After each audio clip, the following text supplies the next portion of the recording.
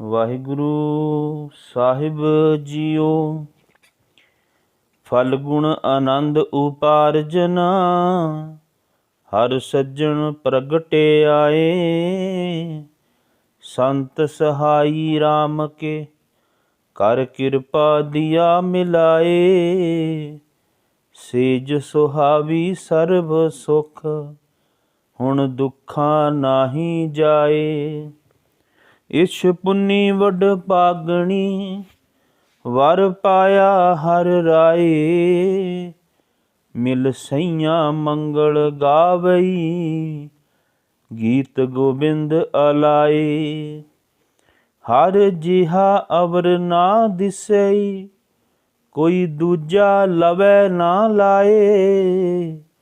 ਹਲਤ ਪਲਤ ਸੁਵਾਰੀਆਂ, ਨਿਹਚਲ ਦਿੱਤੀਆਂ ਜਾਏ। ਸੰਸਾਰ ਸਾਗਰ ਤੇ ਰੱਖੀਆਂ, ਬਹੁੜ ਨਾ ਜਨਮੇ ਧਾਏ। ਜਿਹਬਾ ਏਕ ਅਨੇਕ ਗੁਣ, ਤਰੈ ਨਾਨਕ ਚਰਨੀ ਪਾਏ। ਫਲ ਗੁਣ ਨਿਤ ਸਲਾਹੀਐ, ਜਿਸਨੂੰ ਤਿਲ ਨਾ ਤਮਾਏ। ਜਿਹਬਾ ਏਕ ਅਨੇਕ ਗੁਣ, ਤਰੈ ਨਾਨਕ ਚਰਨੀ ਪਾਏ। ਫਲ ਗੁਣ ਨਿਤ ਸਲਾਹੀਐ, ਜਿਸਨੂੰ ਤਿਲ ਨਾ ਤਮਾਏ। ਵਾਹਿਗੁਰੂ ਜੀ ਕਾ ਖਾਲਸਾ, ਵਾਹਿਗੁਰੂ ਜੀ ਕੀ ਫਤਿਹ। ਅੱਜ ਦਾ ਚੜ੍ਹਿਆ ਹੋਇਆ ਇਹ ਨਵਾਂ ਮਹੀਨਾ, ਜਿਸ ਦੇ ਅੰਦਰ ਸਤਿਗੁਰੂ ਮਹਾਰਾਜ ਜੀ ਨੇ ਜੋ ਉਪਦੇਸ਼ ਸਾਨੂੰ ਕਮਾਉਣ ਵਾਸਤੇ ਬਖਸ਼ਿਸ਼ ਕੀਤਾ ਹੈ, ਉਸ ਦਾ ਮੂਲ ਪਾਠ ਆਪ ਜੀ ਨੇ ਸਰਵਣ ਕੀਤਾ ਹੈ। ਸਤਿਗੁਰੂ ਮਹਾਰਾਜ ਇਸ ਪਾਵਨ ਬਚਨ ਦੇ ਵਿੱਚ ਆਖਦੇ ਨੇ, ਫਲ ਗੁਣ ਆਨੰਦ ਉਪਾਰਜਨਾ, ਹਰ ਸੱਜਣ ਪ੍ਰਗਟੇ ਆਏ। ਸਤਿਗੁਰੂ ਗੁਰੂ ਅਰਜਨ ਸਾਹਿਬ ਮਹਾਰਾਜ ਕਹਿੰਦੇ ਨੇ, ਫਲ ਗੁਣ ਆਨੰਦ ਉਪਾਰਜਨਾ। ਫਲ ਗੁਣ ਭਾਵ ਫਲ ਰਹਿ ਸਹਿਤ ਇਹ ਮਹੀਨਾ, ਉਂਝ ਅਸੀਂ ਇਸ ਮਹੀਨੇ ਨੂੰ ਆਪਾਂ ਫੱਗਣ ਦਾ ਮਹੀਨਾ ਕਹਿੰਦੇ ਹਾਂ, ਪਰ ਸਤਿਗੁਰੂ ਮਹਾਰਾਜ ਨੇ 12 ਮਾਹਾਂ ਜੀ ਦੇ ਅੰਦਰ ਕੁਝ ਮਹੀਨਿਆਂ ਦੇ ਨਾਮ ਜੋ ਹੈ ਥੋੜ੍ਹਾ ਜਿਹਾ ਚੇਂਜ ਕਰਕੇ ਸਾਡੇ ਸਨਮੁਖ ਪ੍ਰਗਟ ਕੀਤੇ ਹਨ। ਜਿਹਦਾ ਕੋਈ ਅਰਥ ਨਿਕਲਦਾ ਹੋਵੇ ਉਹ ਨਾਮ ਜੋ ਹੈ ਸਤਿਗੁਰੂ ਮਹਾਰਾਜ ਨੇ ਦਰਸਾਇਆ ਹੈ। ਇਹ ਮਹੀਨਾ ਫਲ ਗੁਣ ਭਾਵ ਫਲ ਸਹਿਤ ਸਤਿਗੁਰੂ ਮਹਾਰਾਜ ਨੇ ਸਾਡੇ ਸਨਮੁਖ ਦਰਸਾਇਆ, ਕਿਉਂਕਿ 12 ਮਾਹਾਂ ਦੇ ਪਹਿਲੇ ਮਹੀਨੇ ਚੇਤ ਦੇ ਅੰਦਰ ਸਤਿਗੁਰੂ ਮਹਾਰਾਜ ਨੇ ਸਾਡੀ ਮੰਜ਼ਿਲ ਜਿਹੜੀ ਸੀ ਉਹ ਮਿੱਥ ਕੇ ਸਾਨੂੰ ਸਮਝਾਈ ਸੀ ਵੀ ਚੇਤ ਗੋਬਿੰਦ ਆਰਾਧੀਐ, ਹੋਵੈ ਆਨੰਦ ਘਣਾ। ਕਿ ਆਨੰਦ ਤੈਨੂੰ ਪ੍ਰਾਪਤ ਹੋਵੇਗਾ ਜੇ ਤੂੰ ਪਰਮੇਸ਼ਰ ਨੂੰ ਚੇਤੇ ਕਰੇਗਾ। ਚੇਤ ਗੋਬਿੰਦ ਆਰਾਧੀਏ, ਪਰਮੇਸ਼ਰ ਨੂੰ ਆਰਾਧੇਗਾ, ਚੇਤਾ ਕਰੇਗਾ। ਹੋਵੇ ਆਨੰਦ ਘਣਾ, ਬਹੁਤ ਆਨੰਦ ਤੈਨੂੰ ਪ੍ਰਾਪਤ ਹੋਵੇਗਾ। ਤੇ 12 ਮਹੀਨਿਆਂ ਦੇ ਅੰਦਰ ਮਨੁੱਖ ਮੰਜ਼ਲ ਦਰ ਮੰਜ਼ਲ ਅੱਗੇ ਪਹੁੰਚਦਾ ਪਹੁੰਚਦਾ ਅਖੀਰਲੇ ਇਸ ਮਹੀਨੇ ਦੇ ਅੰਦਰ ਸਤਿਗੁਰੂ ਮਹਾਰਾਜ ਕਹਿੰਦੇ ਨੇ ਵੀ ਆਨੰਦ ਪੈਦਾ ਹੋ ਗਿਆ, ਔਰ ਆਨੰਦ ਹੋਇਆ ਵੀ ਬਹੁਤ ਜ਼ਿਆਦਾ। ਹਰ ਸੱਜਣ ਪ੍ਰਗਟੇ ਆਏ। ਜਿਹਦੇ ਵਾਸਤੇ ਯਤਨ ਕਰ ਰਿਹਾ ਸੀਗਾ ਉਹ ਸੱਜਣ ਪਰਮੇਸ਼ਰ ਜਿਹੜਾ ਹੈ ਉਹ ਪ੍ਰਗਟ ਹੋ ਗਿਆ। ਤੇ ਸਤਿਗੁਰੂ ਮਹਾਰਾਜ ਕਹਿੰਦੇ ਨੇ, ਹਰੇਕ ਚੀਜ਼ ਜਿੰਨੀ ਦੇਰ ਤੱਕ ਗੁਪਤ ਹੈ ਉਤਨੀ ਦੇਰ ਤੱਕ ਉਹ ਲਾਭ ਨਹੀਂ ਦਿੰਦੀ। ਜਦੋਂ ਕੋਈ ਵੀ ਚੀਜ਼ ਪ੍ਰਗਟ ਹੋ ਜਾਂਦੀ ਹੈ ਤੇ ਫਿਰ ਉਹ ਲਾਭ ਦਿੰਦੀ ਹੈ। ਭਾਵੇਂ ਆਪਾਂ ਚਾਰੇ ਪਾਸੇ ਨਜ਼ਰ ਦੌੜਾ ਕੇ ਮਾਰਦੇ ਹਾਂ, ਲੱਕੜਾਂ ਦੇ ਵਿੱਚ ਅੱਗ ਹੈ, ਪਰ ਜਿੰਨੀ ਦੇਰ ਤੱਕ ਉਹ ਅੱਗ ਲੱਕੜ ਵਿੱਚੋਂ ਪ੍ਰਗਟ ਨਹੀਂ ਹੁੰਦੀ ਉਨੀ ਦੇਰ ਤੱਕ ਸਾਡੀ ਠੰਡ ਦੂਰ ਨਹੀਂ ਹੁੰਦੀ।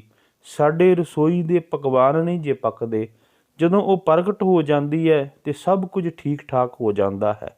ਸਤਿਗੁਰੂ ਮਹਾਰਾਜ ਇਸੇ ਤਰ੍ਹਾਂ ਮਨੁੱਖ ਨੂੰ ਸਮਝਾਉਣਾ ਕਰਦੇ ਨੇ ਕਿ ਉਸ ਮਾਲਕ ਦੀ ਜੋਤ ਸਾਰਿਆਂ ਦੇ ਵਿੱਚ ਹੈ, ਪਰ ਉਹ ਜਿੰਨੀ ਦੇਰ ਤੱਕ ਪ੍ਰਗਟ ਨਹੀਂ ਹੋ ਰਹੀ ਉਤਨੀ ਦੇਰ ਤੱਕ ਉਹ ਸੱਜਣ ਦੇ ਮਿਲਾਪ ਦਾ ਆਨੰਦ ਜਿਹੜਾ ਹੈ ਉਹ ਪ੍ਰਾਪਤ ਨਹੀਂ ਹੋਣਾ। ਧੰਨ ਗੁਰੂ ਅਮਰਦਾਸ ਮਹਾਰਾਜ, ਧੰਨ ਗੁਰੂ ਨਾਨਕ ਸਾਹਿਬ ਮਹਾਰਾਜ ਸਾਡੇ ਸਨਮੁਖ ਇਹ ਗੱਲਾਂ ਰੱਖਦੇ ਨੇ। ਸਾਹਿਬ ਕਹਿੰਦੇ ਨੇ, ਸਭ ਮੈਂ ਜੋਤ ਜੋਤ ਹੈ ਸੋਏ, ਤਿਸ ਦੇ ਚਾਨਣ ਸਭ ਮੈਂ ਚਾਨਣ ਹੋਏ। ਗੁਰ ਸਾਖੀ ਜੋਤ ਪ੍ਰਗਟ ਹੋਏ। ਉਸ ਮਾਲਕ ਦੀ ਜੋਤ ਸਾਰਿਆਂ ਦੇ ਵਿੱਚ ਹੈ, ਪਰ ਗੁਰੂ ਦੀ ਸਿੱਖਿਆ ਦੇ ਨਾਲ ਉਹ ਜੋਤ ਜਿਹੜੀ ਹੈ ਉਹ ਪ੍ਰਗਟ ਹੋਣੀ ਹੈ। ਸਤਿਗੁਰੂ ਮਹਾਰਾਜ ਕਹਿੰਦੇ ਨੇ, ਘਟ ਘਟ ਰਬ ਰਹਿਆ ਬਨਵਾਰੀ, ਜਲ ਥਲ ਮਈਲ ਗੁਪਤੋ ਵਰਤੇ। ਗੁਰ ਸ਼ਬਦੀ ਦੇਖ ਨਿਹਾਰੀ ਜੀਓ। ਉਹ ਪਰਮੇਸ਼ਰ ਜਲ ਥਲ ਮਈਲ ਸਾਰਿਆਂ ਦੇ ਵਿੱਚ ਗੁਪਤ ਰੂਪ ਦੇ ਵਿੱਚ ਵਰਤ ਰਿਹਾ ਹੈ, ਅਤੇ ਜਦੋਂ ਉਹ ਪ੍ਰਗਟ ਹੋ ਜਾਂਦਾ ਹੈ ਤੇ ਸਤਿਗੁਰੂ ਮਹਾਰਾਜ ਕਹਿੰਦੇ ਨੇ, ਫਿਰ ਉਸ ਵਕਤ ਉਹ ਮਾਲਕ ਜਿਹੜਾ ਹੈ ਉਹ ਆਨੰਦ ਮਨੁੱਖ ਨੂੰ ਦਿੰਦਾ ਹੈ।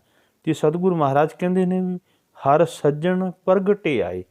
ਉਹ ਸੱਜਣ ਪ੍ਰਗਟ ਹੋ ਗਿਆ, ਤੇ ਜਦੋਂ ਸੱਜਣ ਪ੍ਰਗਟ ਹੋ ਗਿਆ ਤੇ ਸਤਿਗੁਰੂ ਮਹਾਰਾਜ ਕਹਿੰਦੇ ਨੇ ਫਿਰ ਕਿਸੇ ਦੀ ਮੁਹਤਾਜਗੀ ਨਹੀਂ ਰਹਿੰਦੀ। ਫਿਰ ਤੇ ਆਨੰਦ ਹੀ ਆਨੰਦ ਜਿਹੜਾ ਹੈ ਉਹ ਜੀਵਨ ਦੇ ਅੰਦਰ ਬਣ ਜਾਂਦਾ ਹੈ। ਸਤਿਗੁਰੂ ਮਹਾਰਾਜ ਕਹਿੰਦੇ ਨੇ, ਜੇ ਉਹ ਮਾਲਕ ਪ੍ਰਗਟ ਹੋ ਜਾਵੇ ਤੇ ਫਿਰ ਕੀ ਹੁੰਦਾ ਹੈ? ਜਾ ਤੂੰ ਮੇਰੇ ਵੱਲ ਹੈ ਤਾਂ ਕਿਆ ਮੂੰਹ ਛੰਦਾ, ਤੁਧ ਸਭ ਕਿਛ ਮੈਨੂੰ ਸੌਂਪਿਆ, ਜਾਂ ਤੇਰਾ ਬੰਦਾ।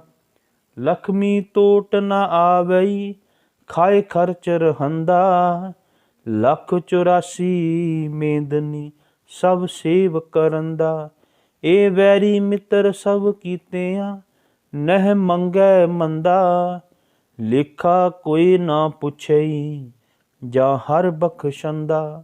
ਜੇ ਉਹ ਮਾਲਕ ਪ੍ਰਗਟ ਹੋ ਗਿਆ ਤੇ ਸਭ ਕਹਿਣ ਲੱਗੇ ਕਿਸੇ ਦੀ ਮੁਹਤਾਜਗੀ ਨਹੀਂ ਰਹਿੰਦੀ। ਉਹ ਤੇ ਸਭ ਕੁਝ ਉਸ ਆਪਣੇ ਪਿਆਰੇ ਨੂੰ ਬਖਸ਼ਿਸ਼ ਕਰ ਦਿੰਦਾ ਹੈ।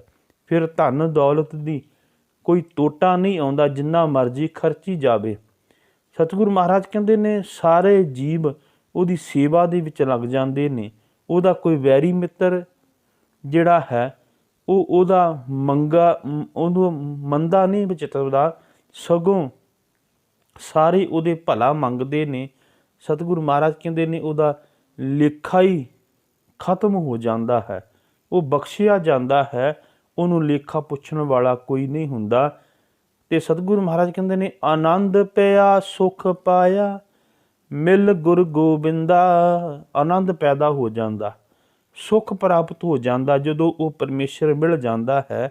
ਸਭੇ ਕਾਜ ਸਵਾਰੀ ਹੈ, ਜਾਂ ਤੁਧ ਪਵੰਦਾ। ਉਹਦੇ ਸਾਰੇ ਕਾਰਜ ਜਿਹੜੇ ਨੇ ਉਹ ਸਿਰੇ ਹੋ ਜਾਂਦੇ ਨੇ ਜੇ ਉਹ ਮਾਲਕ ਪ੍ਰਗਟ ਹੋ ਜਾਵੇ। ਤੇ ਉਸ ਮਾਲਕ ਨੂੰ ਪ੍ਰਗਟ ਕਰਨ ਵਾਸਤੇ ਫਿਰ ਸਾਹਿਬ ਨੇ ਢੰਗ ਤਰੀਕਾ ਦੱਸਿਆ। ਦੂਜੀ ਪੰਕਤੀ ਦੇ ਅੰਦਰ ਸਾਹਿਬ ਕਹਿੰਦੇ ਨੇ, ਸੰਤ ਸਹਾਈ ਰਾਮ ਕੇ ਕਰ ਕਿਰਪਾ ਦੀਆ ਮਿਲਾਏ। ਸਤਿਗੁਰੂ ਮਹਾਰਾਜ ਕਹਿੰਦੇ ਨੇ, ਸੰਤ ਸਹਾਈ, ਸਤ ਸੰਗਤ ਇਹਦੇ ਵਿੱਚ ਸਹਾਈ ਹੁੰਦੀ ਹੈ। ਉਹ ਕਿਰਪਾ ਕਰਕੇ ਮਾਲਕ ਦੇ ਨਾਲ ਮਿਲਾ ਦਿੰਦੀ ਹੈ, ਪਰਮੇਸ਼ਰ ਦੇ ਨਾਲ ਮਿਲਾ ਦਿੰਦੀ ਹੈ। ਸਤਿਗੁਰੂ ਮਹਾਰਾਜ ਵੀ ਸਾਡੇ ਸਨਮੁਖ ਆਪਣੇ ਜੀਵਨ ਦਾ ਤਜਰਬਾ ਦੱਸਦੇ ਨੇ। ਸਾਹਿਬ ਕਹਿੰਦੇ ਨੇ, ਖੋਜਤ ਖੋਜਤ ਸੁਣੀ ਏ ਸੋਏ, ਸਾਧ ਸੰਗਤ ਬਿਨ ਤਰਿਓ ਨਾ ਕੋਏ। ਸਾਹਿਬ ਕਹਿਣ ਲੱਗੇ, ਖੋਜ ਖੋਜ ਕੇ ਮੈਂ ਇਸ ਨਤੀਜੇ ਦੇ ਉੱਤੇ ਪਹੁੰਚ ਗਿਆ ਵੀ ਸਤ ਸੰਗਤ ਤੋਂ ਬਿਨਾਂ ਕਿਸੇ ਦਾ ਪਾਰ ਉਤਾਰਾ ਨਹੀਂ ਜੇ ਹੋਣਾ। ਬਾਬਾ ਰਵਿਦਾਸ ਜੀ ਵੀ ਸਾਡੇ ਸਨਮੁਖ ਆਪਣੇ ਜੀਵਨ ਦਾ ਤਜਰਬਾ ਰੱਖਦੇ ਨੇ। ਕਹਿੰਦੇ ਨੇ, ਪਹਿਲਾਂ ਸਵਾਲ ਕਰਦੇ ਨੇ, ਮਿਲਤ ਪਿਆਰੋ ਪ੍ਰਾਣਨਾਥ, ਕਬਣ ਭਗਤ ਤੇ। ਕਹਿੰਦੇ ਨੇ, ਇਹ ਪ੍ਰਾਣਾਂ ਦੀ ਨਾਥ, ਕਿਹੜੇ ਢੰਗ ਤਰੀਕੇ ਦੇ ਨਾਲ ਤੂੰ ਮੈਨੂੰ ਮਿਲੇਂਗਾ। ਤੇ ਫਿਰ ਉਹਦਾ ਸਵਾਲ ਦਾ ਜਵਾਬ ਵੀ ਦਿੰਦੇ ਨੇ, ਸਾਧ ਸੰਗਤ ਪਾਈ ਪਰਮ ਗਤੇ। ਸਤ ਸੰਗਤ ਦੇ ਵਿੱਚ ਉਹ ਅਵਸਥਾ ਜਿਹੜੀ ਹੈ ਉਹ ਪ੍ਰਾਪਤ ਹੋ ਜਾਂਦੀ ਹੈ, ਮਾਲਕ ਪ੍ਰਾਪਤ ਹੋ ਜਾਂਦਾ ਹੈ। ਤੇ ਸਤਿਗੁਰੂ ਮਹਾਰਾਜ ਕਹਿੰਦੇ ਨੇ, ਸੇਜ ਸੁਹਾਵੀ ਸਰਬ ਸੁਖ, ਹੁਣ ਦੁੱਖਾਂ ਨਾਹੀ ਜਾਏ। ਸਾਹਿਬ ਕਹਿੰਦੇ ਨੇ, ਹਿਰਦਾ ਰੂਪੀ ਸੇਜ ਜਿਹੜੀ ਹੈ ਸਰਬ ਸੁਖ, ਸਾਰੇ ਸੁੱਖ ਪ੍ਰਾਪਤ ਹੋ ਜਾਂਦੇ ਹਨ। ਹੁਣ ਦੁੱਖਾਂ ਨਾਹੀਂ ਜਾਏ, ਹੁਣ ਦੁੱਖਾਂ ਵਾਸਤੇ ਕੋਈ ਥਾਂ ਜਿਹੜਾ ਹੈ ਉਹ ਰਹਿੰਦਾ ਹੀ ਨਹੀਂ ਹੈ। ਕਿਉਂਕਿ ਜਦੋਂ ਮਾਲਕ ਦੀ ਸ਼ਰਨ ਵਿੱਚ ਅਸੀਂ ਆ ਜਾਂਦੇ ਹਾਂ, ਜਦੋਂ ਮਾਲਕ ਦੇ ਨਾਲ ਮਿਲ ਜਾਂਦੇ ਹਾਂ, ਤੇ ਧੰਨ ਗੁਰੂ ਤੇਗ ਬਹਾਦਰ ਮਹਾਰਾਜ ਕਹਿੰਦੇ ਨੇ, ਜੋ ਸੁਖ ਕੋ ਚਾਹੇ ਸਦਾ ਸ਼ਰਨ ਰਾਮ ਕੀ ਲੈ। ਰਾਮ ਪਰਮੇਸ਼ਰ ਦੀ ਸ਼ਰਨ ਲੈ ਲੈ ਤੇ ਤੈਨੂੰ ਸਾਰੇ ਸੁੱਖ ਪ੍ਰਾਪਤ ਹੋ ਜਾਵਣਗੇ, ਸਦੀਵੀ ਸੁੱਖ ਪ੍ਰਾਪਤ ਹੋ ਜਾਵਣਗੇ। ਕਿਉਂਕਿ ਮਾਲਕ ਮਿਲਿਆ ਹੀ, ਸਤਿਗੁਰੂ ਮਹਾਰਾਜ ਕਹਿੰਦੇ ਨੇ, ਉਹ ਹਿਰਦੇ ਘਰ ਦੇ ਵਿੱਚ ਮਾਲਕ ਪ੍ਰਗਟ ਹੋਇਆ ਹੀ, ਤੇ ਸਤਿਗੁਰੂ ਮਹਾਰਾਜ ਕਹਿੰਦੇ ਨੇ ਫਿਰ ਅਵਸਥਾ ਬਣ ਜਾਂਦੀ ਹੈ, ਨਸ ਵੰਜੋ ਕਿਲ ਵਿਖੋ, ਕਰਤਾ ਘਰ ਆਇਆ ਰਾਮ, ਦੂਤੈ ਦਹਿਨ ਪਿਆ ਗੋਬਿੰਦ ਪ੍ਰਗਟਾਇਆ। ਫਿਰ ਦੁਸ਼ਮਣ ਜਿਹੜੇ ਨੇ, ਭਾਵ ਵਿਕਾਰ ਜਿਹੜੇ ਨੇ, ਉਹ ਦੂਰ ਹੋ ਜਾਂਦੇ ਨੇ। ਪ੍ਰਗਟੇ ਗੋਪਾਲ ਗੋਬਿੰਦ ਲਾਲਨ, ਸਾਧ ਸੰਗ ਵਖਾਣਿਆ, ਆਚਰਜ ਡੀਠਾ ਅਮਿਓ ਬੂਠਾ, ਗੁਰ ਪ੍ਰਸਾਦੀ ਜਾਣਿਆ। ਮਨ ਸ਼ਾਂਤ ਆਈ ਵੱਜੀ ਵਧਾਈ, ਨੇ ਅੰਤ ਜਾਈ ਪਾਇਆ, ਬਿਨਵੰਤ ਨਾਨਕ ਸੁਖ ਸਹਿਜ ਮੇਲਾ, ਪ੍ਰਭੂ ਆਪ ਬਣਾਇਆ। ਸਤਿਗੁਰੂ ਮਹਾਰਾਜ ਕਹਿੰਦੇ ਨੇ, ਇਹ ਹਿਰਦੇ ਰੂਪੀ ਸੇਜ ਫਿਰ ਸੁੱਖਾਂ ਦੇ ਨਾਲ ਭਰਪੂਰ ਹੋ ਜਾਂਦੀ ਹੈ, ਮਨ ਸ਼ਾਂਤ ਆ ਜਾਂਦੀ ਹੈ। ਤੇ ਸਤਿਗੁਰੂ ਮਹਾਰਾਜ ਕਹਿੰਦੇ ਨੇ, ਇਛ ਪੁੰਨੀ ਬੜ ਭਾਗਣੀ, ਵਰ ਪਾਇਆ ਹਰ ਰਾਏ। ਇਛ ਪੁੰਨੀ, ਇੱਛਾ ਪੂਰੀਆਂ ਹੋ ਜਾਂਦੀਆਂ ਨੇ, ਵੱਡ ਭਾਗਣੀ, ਉਸ ਵੱਡੇ ਭਾਗਾਂ ਵਾਲੇ ਜੀਵ ਇਸਤਰੀ ਦੀਆਂ ਇੱਛਾਵਾਂ ਪੂਰੀਆਂ ਹੋ ਜਾਂਦੀਆਂ ਨੇ। ਵਰ ਪਾਇਆ ਹਰ ਰਾਏ, ਉਹਨੂੰ ਕੰਤ ਪਰਮੇਸ਼ਰ ਜਿਹੜਾ ਹੈ, ਵਰ ਜਿਹੜਾ ਹੈ ਉਹ ਪ੍ਰਾਪਤ ਹੋ ਜਾਂਦਾ ਹੈ। ਕਿਉਂਕਿ ਜੀਵ ਜਿਹੜਾ ਹੈ ਸੰਸਾਰ ਦੇ ਵਿੱਚ ਇਸੇ ਹੀ ਵਾਸਤੇ ਆਇਆ ਹੈ, ਪਰਮੇਸ਼ਰ ਨੂੰ ਮਿਲਣ ਵਾਸਤੇ ਹੀ ਆਇਆ ਹੋਇਆ ਹੈ।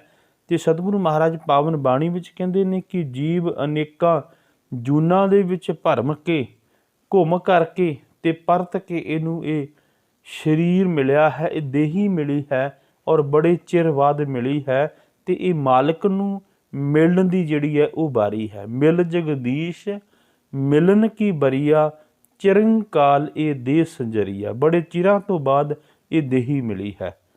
ਤੇ ਸਤਿਗੁਰੂ ਮਹਾਰਾਜ ਪਾਵਨ ਬਾਣੀ ਦੇ ਅੰਦਰ ਉਸ ਅਕਾਲ ਪੁਰਖ ਦੇ ਅੱਗੇ ਅਰਦਾਸ ਕਰਨ ਦੀ ਜਾਚਨਾ ਸਿਖਾਉਂਦੇ ਨੇ।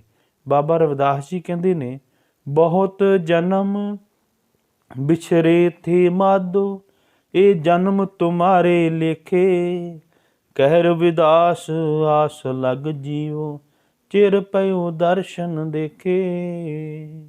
ਬਾਬਾ ਜੀ ਕਹਿੰਦੇ ਨੇ, ਬਹੁਤ ਜਨਮ ਵਿਛਰੇ, ਬੜਾ ਜਨਮ ਹੋ ਗਿਆ ਤੇਰੇ ਨਾਲੋਂ ਵਿਛੜਿਆ ਨੂੰ, ਇਹ ਜਨਮ ਮਨੁੱਖਾ ਮਿਲਿਆ ਹੈ, ਤੇਰੇ ਲੇਖੇ ਲੱਗ ਜਾਵੇ। ਕਹਿ ਰਵਿਦਾਸ ਆਸ ਲਗ ਜੀਵੋ, ਇਸ ਆਸ ਦੇ ਨਾਲ ਮੈਂ ਜੀ ਰਿਹਾ ਹਾਂ। ਚਿਰ ਪਇਓ ਦਰਸ਼ਨ ਦੇਖੇ, ਤੇਰੇ ਦਰਸ਼ਨ ਪ੍ਰਾਪਤ ਹੋ ਗਏ, ਪ੍ਰਾਪਤ ਹੋ ਜਾਣ, ਕਿਉਂਕਿ ਤੇਰੇ ਨਾਲ ਮਿਲਿਆ ਬੜਾ ਦੇਰ ਹੋ ਗਈ ਹੈ। ਤੇ ਸਤਿਗੁਰੂ ਮਹਾਰਾਜ ਕਹਿੰਦੇ ਨੇ, ਮਿਲ ਸਹੀਆਂ ਮੰਗਲ ਗਾਵਈ, ਗੀਤ ਗੋਬਿੰਦ ਅਲਾਏ। ਮਿਲ ਸਹੀਆਂ, ਸਖੀਆਂ ਦੇ ਨਾਲ ਮਿਲ ਕਰਕੇ ਮੰਗਲ ਗਾਵਈ, ਉਸ ਮਾਲਕ ਦੇ ਗੁਣ ਜਿਹੜੇ ਨੇ ਉਹ ਗਾਉਣੇ ਨੇ। ਗੀਤ ਗੋਬਿੰਦ ਅਲਾਏ, ਉਸ ਮਾਲਕ ਦੇ ਗੀਤ, ਉਸ ਮਾਲਕ ਦੀ ਸਿਫਤ ਜਿਹੜੀ ਹੈ ਉਹ ਗਾਉਣੀ ਹੈ। ਤੇ ਸਤਿਗੁਰੂ ਮਹਾਰਾਜ ਕਹਿੰਦੇ ਨੇ, ਜਿਹੜੇ ਉਸ ਮਾਲਕ ਦੀ ਸਿਫਤ ਗਾਉਂਦੇ ਨੇ ਉਹ ਤੇ ਮਾਨੋ ਪਾਤਸ਼ਾਹ ਬਣ ਜਾਂਦੇ ਨੇ। ਜਪਜੀ ਸਾਹਿਬ ਦੀ ਪਾਵਨ ਬਾਣੀ ਦੇ ਵਿੱਚ ਸਾਹਿਬ ਸਾਨੂੰ ਸਮਝਾਉਣਾ ਕਰਦੇ ਨੇ, ਜਿਸ ਨੂੰ ਬਖਸ਼ੇ ਸਿਫਤ ਸਲਾਹ, ਨਾਨਕ ਪਾਤਸ਼ਾਹੀ ਪਾਤਸ਼ਾਹ।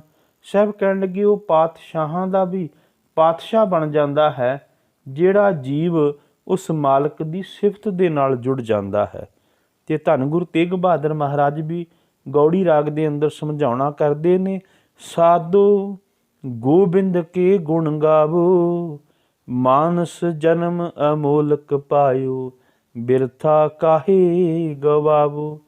ਸਾਹਿਬ ਕਹਿੰਦੇ ਨੇ ਵੀ ਤੈਨੂੰ ਇਹ ਮਾਨਸ ਜਨਮ ਮਿਲਿਆ ਬੜਾ ਅਮੋਲਕ ਹੈ, ਇਹਨੂੰ ਬਿਰਥਾ ਨਾ ਗਵਾ, ਉਸ ਮਾਲਕ ਦੀ ਯਾਦ, ਉਹਦੀ ਇਬਾਦਤ ਵਿੱਚ ਲੱਗ ਜਾ। ਤੇ ਸਤਿਗੁਰੂ ਮਹਾਰਾਜ ਕਹਿੰਦੇ ਨੇ, ਹਰ ਜਿਹਾ ਅਵਰ ਨਾ ਦਿਸਈ, ਕੋਈ ਦੂਜਾ ਲਵੇ ਨਾ ਲਾਏ। ਸਤਿਗੁਰੂ ਮਹਾਰਾਜ ਕਹਿੰਦੇ ਨੇ ਉਸ ਮਾਲਕ ਵਰਗਾ ਕੋਈ ਹੋਰ ਨਹੀਂ ਹੈ। ਜਿਹੜਾ ਉਸ ਮਾਲਕ ਦੇ ਮਿਲਣ ਦੇ ਨਾਲ ਆਨੰਦ ਪ੍ਰਾਪਤ ਹੁੰਦਾ ਹੈ, ਉਹ ਹੋਰ ਕਿਸੇ ਦੇ ਕੋਲੋਂ ਨਹੀਂ ਪ੍ਰਾਪਤ ਹੋਣਾ। ਇਹ ਉਹਦੇ ਵਿੱਚ ਹੀ ਗੁਣ ਹੈ, ਇਹਦੇ ਵਿੱਚ ਹੀ ਉਹ ਕੁਆਲਿਟੀ ਹੈ। ਰਹਿਰਾਸ ਸਾਹਿਬ ਦੀ ਪਾਵਨ ਬਾਣੀ ਦੇ ਵਿੱਚ ਅਸੀਂ ਰੋਜ਼ ਪੜ੍ਹਦੇ ਹਾਂ, ਗੁਣ ਇਹੋ ਹੋਰ ਨਾਹੀ ਕੋਏ, ਨਾ ਕੋ ਹੋਆ ਨਾ ਕੋ ਹੋਏ। ਇਹ ਗੁਣ ਉਸ ਮਾਲਕ ਦੇ ਵਿੱਚ ਹੀ ਹੈ, ਨਾ ਪਹਿਲਾਂ ਕੋਈ ਹੋਇਆ, ਨਾ ਆਉਣ ਵਾਲੇ ਸਮੇਂ ਦੇ ਵਿੱਚ ਹੋਵੇਗਾ। ਬਾਬਾ ਰਵਿਦਾਸ ਜੀ ਵੀ ਕਹਿੰਦੇ ਨੇ, ਕਹਿ ਰਵਿਦਾਸ ਅਕਥ ਕਥਾ ਬੋ ਕਾਇ ਕਰੀਜੈ, ਜੈਸਾ ਤੂੰ ਤੈਸਾ ਤੂੰ ਹੀ, ਕਿਆ ਉਪਮਾ ਦੀਜੈ। ਬਾਬਾ ਰਵਿਦਾਸ ਜੀ ਕਹਿੰਦੇ ਨੇ, ਤੇਰੀ ਇਹ ਅਕਥ ਕਥਾ ਬਿਆਨ ਨਹੀਂ ਕੀਤੀ ਜਾ ਸਕਦੀ। ਜਿੱਦਾਂ ਦਾ ਤੂੰ ਹੈ ਉਹ ਤੂੰ ਹੀ ਹੈ, ਤੇਰੇ ਨਾਲ ਕਿਸੇ ਨੂੰ ਤਰਜੀਹ ਨਹੀਂ ਦਿੱਤੀ ਜਾ ਸਕਦੀ, ਤੇਰੀ ਨਾਲ ਉਪਮਾ ਕਿਸੇ ਨਾਲ ਕੀਤੀ ਨਹੀਂ ਜਾ ਸਕਦੀ, ਕਿਉਂਕਿ ਤੇਰੇ ਅੰਦਰ ਉਹ ਗੁਣ ਨੇ ਜਿਹੜੇ ਗੁਣ ਹੋਰਾਂ ਦੇ ਵਿੱਚ ਨਹੀਂ ਹੈ। ਧੰਨ ਗੁਰੂ ਨਾਨਕ ਸਾਹਿਬ ਮਹਾਰਾਜ ਨੂੰ ਪੀਰ ਦਸਤਗੀਰ ਮਿਲਿਆ ਤੀਸਰੀ ਉਦਾਸੀ ਦੇ ਦੌਰਾਨ, ਤੇ ਪੀਰ ਦਸਤਗੀਰ ਗੁਰੂ ਨਾਨਕ ਸਾਹਿਬ ਮਹਾਰਾਜ ਨੂੰ ਪੁੱਛਦਾ ਹੈ ਵੀ ਸਤਿਗੁਰੂ ਮਹਾਰਾਜ, ਰੱਬ ਵੀ ਕੋਈ ਇਹੋ ਜਿਹਾ ਕੰਮ ਹੈ ਜਿਹੜਾ ਨਹੀਂ ਕਰ ਸਕਦਾ ਹੋਵੇ? ਪਰਮੇਸ਼ਰ ਵੀ ਇਹੋ ਜਿਹਾ ਕੋਈ ਕੰਮ ਹੈ ਜਿਹੜਾ ਨਹੀਂ ਕਰ ਸਕਦਾ ਹੋਵੇ?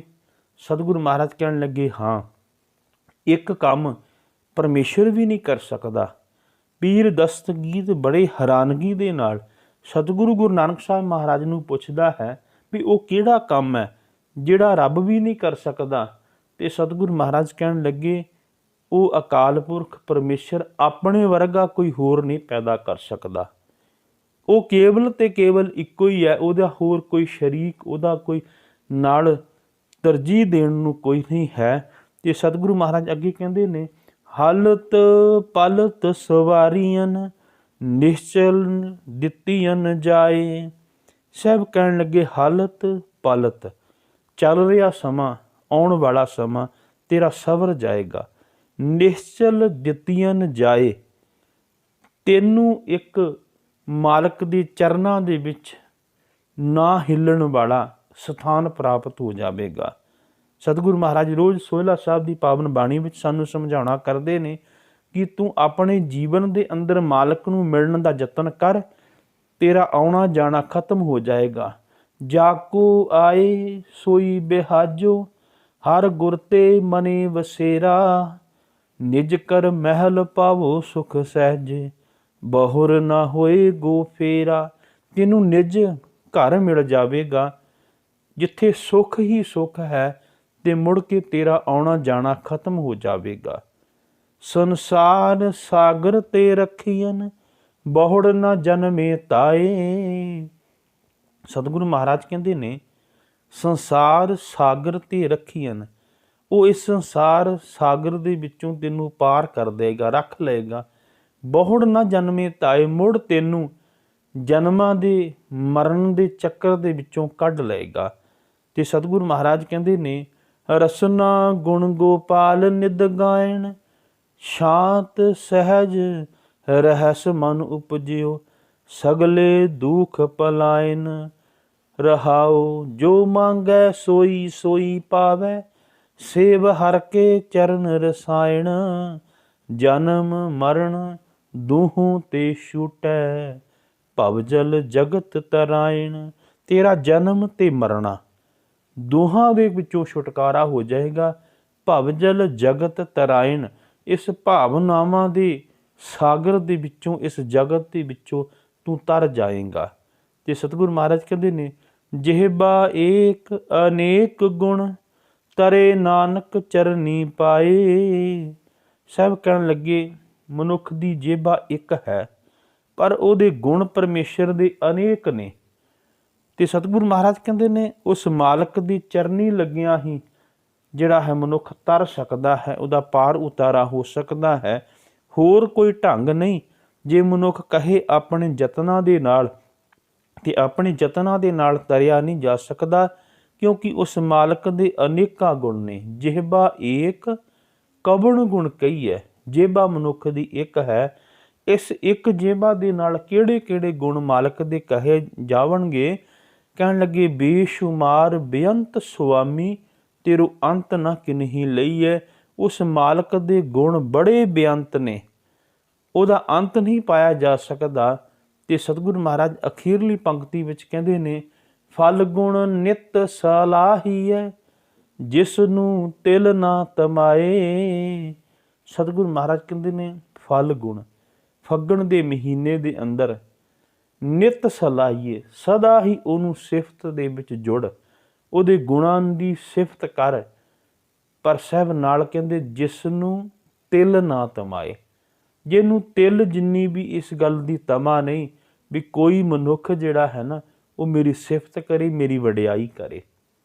ਕਿਉਂਕਿ ਆਮ ਮਨੁੱਖ ਕੀ ਹੈ, ਉਹ ਕੁਝ ਵੀ ਕਿਤੇ ਦਾਨ ਕਰਦਾ ਹੈ, ਕੁਝ ਵੀ ਚੰਗਾ ਕੰਮ ਕਰਦਾ ਹੈ, ਚੰਗੇ ਕਰਮ ਦੇ ਵਿੱਚ ਵੀ ਉਹ ਚਾਹੁੰਦਾ ਹੈ ਕੋਈ ਮੇਰੀ ਸਿਫਤ ਕਰੇ।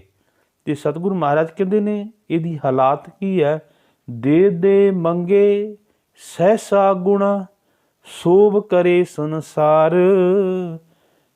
ਇਹ ਦੇ ਕਰਕੇ ਫਿਰ ਮਨ ਵਿੱਚ ਇੱਛਾ ਰੱਖਦਾ ਹੈ ਸਹਿਸਾ ਗੁਣਾ, ਹਜ਼ਾਰਾਂ ਗੁਣਾ ਮੈਨੂੰ ਵੱਧ ਮਿਲੇ, ਤੇ ਨਾਲ ਇਹ ਵੀ ਚਾਹੁੰਦਾ ਹੈ ਵੀ ਸ਼ੋਭ ਕਰੇ ਸੰਸਾਰ, ਵੀ ਮੇਰੀ ਸੰਸਾਰ ਸ਼ੋਭਾ ਵੀ ਕਰੇ। ਪਰ ਸਾਹਿਬ ਕਹਿਣ ਲੱਗੇ ਉਹ ਮਾਲਕ ਨੂੰ ਇਹ ਤਿਲ ਜਿੰਨੀ ਵੀ ਤਮਾ ਨਹੀਂ ਹੈ ਕਿ ਕੋਈ ਮੇਰੀ ਸਿਫਤ ਕਰੇ। ਫਿਰ ਮਨੁੱਖ ਨੇ ਸਿਫਤ ਕਰਨੀ ਕਿਉਂ ਹੈ? ਕਿਉਂ ਮਾਲਕ ਦੀ ਸਿਫਤ ਕਰਨੀ ਹੈ? ਕਿਉਂਕਿ ਮਨੁੱਖ ਸਿਫਤ ਕਰੇਗਾ ਤੇ ਮਨੁੱਖ ਦਾ ਹੀ ਉਹਨੂੰ ਲਾਭ ਹੋਏਗਾ। ਕਿਉਂਕਿ ਸਾਹਿਬ ਕਹਿੰਦੇ ਨੇ ਗੁਣ ਗਾਵਤ ਤੇਰੀ ਉਤਰ ਸਮੈਲ। ਉਸ ਮਾਲਕ ਦੇ ਗੁਣ ਗਾਉਂਦਿਆਂ ਗਾਉਂਦਿਆਂ ਤੇਰੇ ਅੰਦਰੋਂ ਵਿਕਾਰਾਂ ਦੀ ਮੈਲ ਜਿਹੜੀ ਹੈ ਉਹ ਖਤਮ ਹੋ ਜਾਵੇਗੀ। ਇਸ ਕਰਕੇ ਸਾਹਿਬ ਕਹਿਣ ਲੱਗੀ ਉਸ ਮਾਲਕ ਦੀ ਸਿਫਤ ਜਿਹੜੀ ਹੈ ਉਹ ਜੀਵ ਨੇ ਕਰਨੀ ਹੈ। ਤੇ ਉਹਦੀ ਸਿਫਤ ਕਰਦਿਆਂ ਕਰਦਿਆਂ ਸਤਿਗੁਰੂ ਮਹਾਰਾਜ ਕਹਿੰਦੇ ਨੇ ਵੀ ਉਹ ਮਾਲਕ ਦੇ ਨਾਲ ਇੱਕਮਿਕ ਹੋ ਜਾਏਗਾ। ਉਹਨੂੰ ਉਹ ਅਵਸਥਾ ਪ੍ਰਾਪਤ ਹੋ ਜਾਵੇਗੀ ਜਿਹੜੀ ਆਨੰਦ ਦੀ ਅਵਸਥਾ ਹੈ, ਜਿਹੜੀ ਦੁੱਖ ਸੁੱਖ ਤੋਂ ਉੱਪਰ ਉੱਠ ਕੇ ਪ੍ਰਾਪਤ ਹੋਈ ਅਵਸਥਾ ਹੈ। ਕਿਉਂਕਿ ਉਹ ਸੱਜਣ, ਉਹ ਪਰਮੇਸ਼ਰ ਅਕਾਲ ਪੁਰਖ ਜਿਹੜਾ ਹੈ ਉਹ ਪ੍ਰਗਟ ਹੋ ਜਾਂਦਾ ਹੈ ਤੇ ਸਦੀਵੀ ਸੁੱਖ ਜਿਹੜਾ ਹੈ ਉਹ ਜੀਵ ਨੂੰ ਜਿਹੜਾ ਹੈ ਉਹ ਮਿਲ ਜਾਂਦਾ ਹੈ। ਸਤਿਗੁਰ ਕਿਰਪਾ ਕਰੇ ਅਸੀਂ ਇਸ ਚੜ੍ਹੇ ਹੋਏ ਮਹੀਨੇ ਦੇ ਅੰਦਰ ਸਤਿਗੁਰ ਦੇ ਦਿੱਤੇ ਉਪਦੇਸ਼ ਰਾਹੀਂ ਆਪਾਂ ਸੰਸਾਰ ਵਿੱਚ ਵਿਚਰਦਿਆਂ ਹੋਇਆਂ ਮਾਲਕ ਦੀ ਗੁਣਾਂ ਨੂੰ ਗਾ ਕਰਕੇ ਮਾਲਕ ਦੇ ਨਾਲ ਇੱਕਮਿਕਤਾ ਦਾ ਜੋ ਸਤਿਗੁਰ ਨੇ ਉਪਦੇਸ਼ ਦਿੱਤਾ ਹੈ ਉਹਨੂੰ ਕਮਾ ਸਕੀਏ। ਫਿਰ ਸਾਡੇ ਇਹ ਲੋਕ ਪਰਲੋਕ ਸਵੇਲੇ ਹੋ ਜਾਵਣਗੇ। ਵਿਚਾਰਾਂ ਦੀ ਸਾਂਝ ਕਰਦਿਆਂ ਹੋਈਆਂ ਬੇਅੰਤ ਭੁੱਲਾਂ ਦੀ ਖਿਮਾ ਫਤਿਹ ਪ੍ਰਵਾਨ ਕਰੋ ਜੀ। ਵਾਹਿਗੁਰੂ ਜੀ ਕਾ ਖਾਲਸਾ, ਵਾਹਿਗੁਰੂ ਜੀ ਕੀ ਫਤਿਹ।